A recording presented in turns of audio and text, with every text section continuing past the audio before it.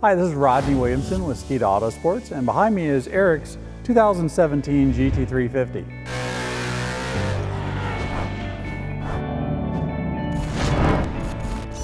Eric contacted me several months back looking to do some upgrades to his GT350 to improve both the performance and the handling of the car. Stock, the GT350 is rated from the factory at 520. When we put them on the dyno, we normally get about 460 horse at the tires. To bump that up, we've put on a 2.9 liter Whipple Supercharger with the Whipple Roval throttle body, their big heat exchanger up front with the dual fan option. And then when using that with Whipple supplied tune on 93 octane fuel, we're getting about 700 horsepower at the tire. So that's about a 240 horse jump over stock, which is a phenomenal increase. The GT350 is a fast car to begin with. With this much power on hand, the best term that comes to mind is it's going to be a scary fast car. Once it gets over 4,000 RPMs, everything is going to start happening much more quickly than it did before. You really need to be having both hands on the wheel, so to speak, to keep this car under you with this much power going on.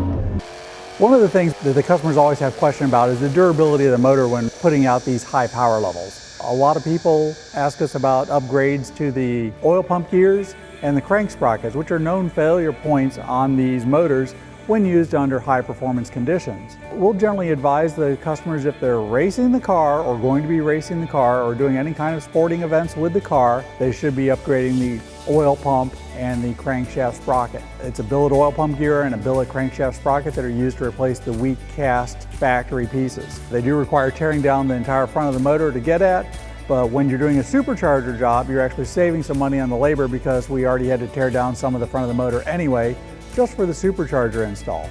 About half of my customers opt for the oil pump and crank gear upgrades when they're doing a supercharger installation. Other things we touch on when we're upgrading with this much power is, for durability, we like to do things like the drive shaft upgrade. The carbon fiber drive shaft is a very popular upgrade for the GT350s for both street and track, and then upgrading the half shafts to the Ford Performance half shafts. They can handle over 1,000 horsepower. That's also a common upgrade. But again, those are more for people who are going to be abusing the car, let's say at the racetrack. The standard pieces hold up fine because usually traction is your main problem and not durability of the drivetrain. Well, when we're installing the supercharger, there's quite a bit of the stock parts that have to be removed. We got an entire crate of stock parts that came off this car. All the front bumper has to come off the car. The radiator has to come out of the car. Of course, all the stock pulleys, the water pump, and the crank harmonic balancer have to come off. Then we have to remove the front cover, the timing cover, remove all the timing chains, and once we're down to just the bare block and heads on the front of the motor, then we can lower the oil pan on the GT350 and to give us access to the oil pump and the crank sprocket. Getting them all replaced is very easy once all that strip down is done, and then we just go ahead and reverse the procedure to build everything back up.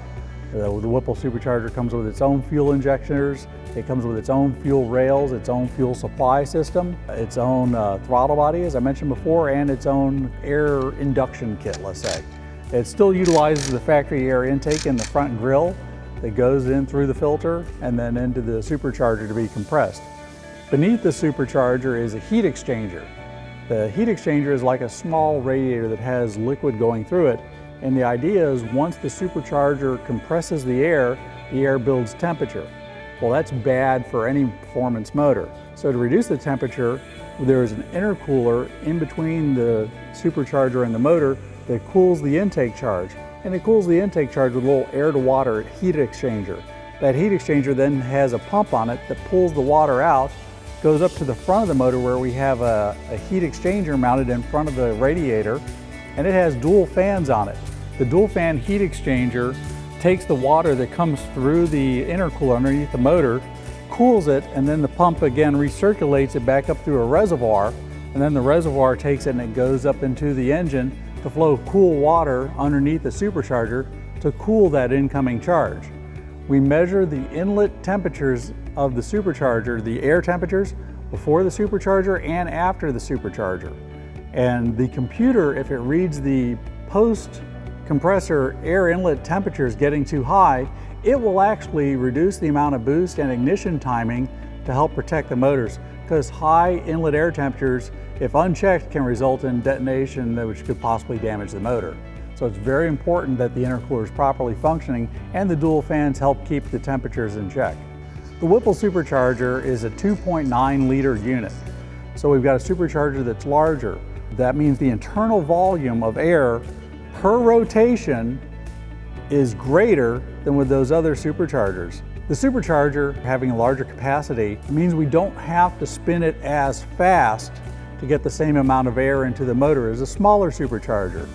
And that's very important because, as I was talking before about heat in the supercharger, the faster you spin a supercharger, the more heat it creates. So by slowing down the supercharger speed, we're actually able to keep the air temperatures lower, so that makes the entire system work better. So the bigger the supercharger, the lower inlet air temperatures you're going to have, the better performance you're going to have. Whipple, this is their what they call their Gen 3 supercharger. It's their latest iteration. It's got their most advanced rotor profiles inside. Those rotor profiles make the supercharger more efficient. Superchargers take horsepower to actually spin them.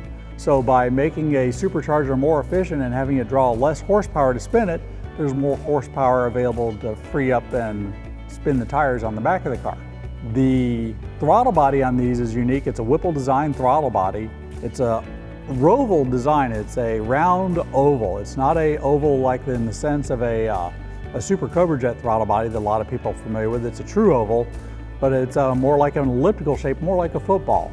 And because of that, it takes very special tuning in order to have really great drivability, and Whipple has nailed that. The tunes that Whipple supply are just perfect right out of the box, produce lots of power, and have great drivability. With a Whipple tune, you really can't go wrong with these superchargers.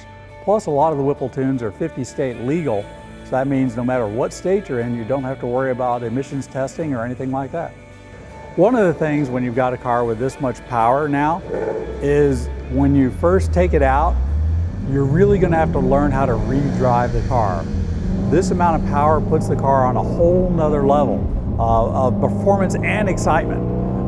You really is amazing the feedback I've gotten from my customers who have done a modification like this with just the sheer grins it puts on their faces when they have this much power at hand. I once had a customer call me up who said, "Rod, I just got my car home after you guys put the Whipple Supercharger on it, and I'm having trouble with it bogging down when I jump on it at 60 miles an hour.